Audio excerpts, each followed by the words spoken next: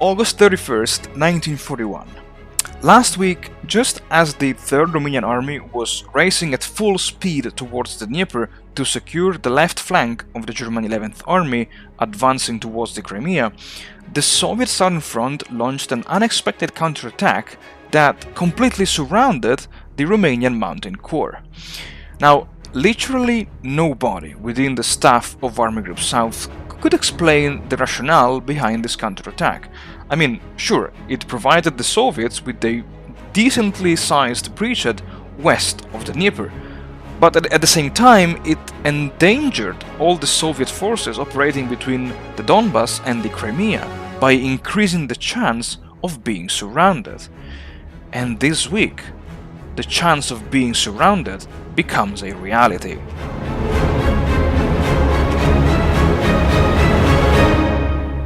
Howdy folks, welcome back to the channel and welcome to already the last weekly episode of War in the East 2. I apologize if the voiceover will not match what you will see in the video, because at the beginning of the video I did something that I should have done at the end of the previous episode, which is namely railway repair, adjusting the depot priority, depot's priority, and sending freight from the rear guard depots to the forward depots via the air transport wings.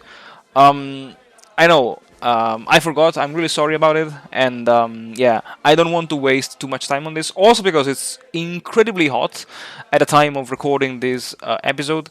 My voice is slowly but surely leaving me, so I just want to give you a brief overview of what you will see in the coming minutes. Basically, in the sector of Army Group South, the 183rd Infantry Division was temporarily motorized by an order of the Supreme Axis High Command, and the 183rd Infantry Division had the honor of surrounding the city of Kharkiv in eastern Ukraine. Let's say the siege of Kharkiv was also completed by the arrival of the 6th Army.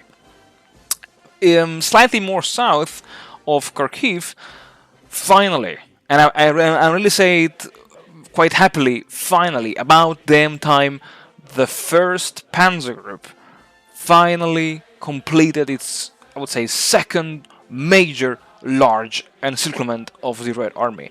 The 1st Panzer Group simply erupted like a volcano from the Dnepr bridgehead and advanced in every direction. It advanced southwards a little bit with the 14th Motorized Army Corps, but most importantly it advanced eastwards into the Donbas by surrounding Salino and taking Gorlovka.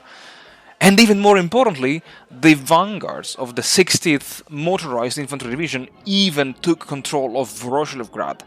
Like, an advance like this, honestly folks, I would have never imagined it, especially in this last week of August.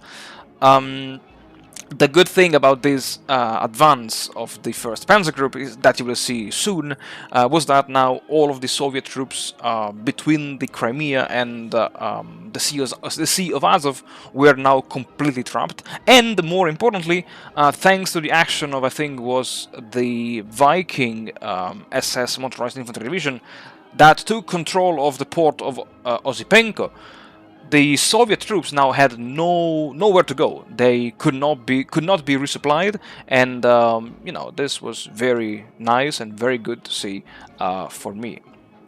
And also, in preparation for Operation Typhoon, the 16th Panzer Division, the Slovak Mobile Brigade, and the 2 Hungarian Mobile Brigades were even moved northwards, even north of Kharkiv, and reassigned to the 6th Army, because, yes, for Operation Typhoon, the Axis High Command prepared a very ambitious plan.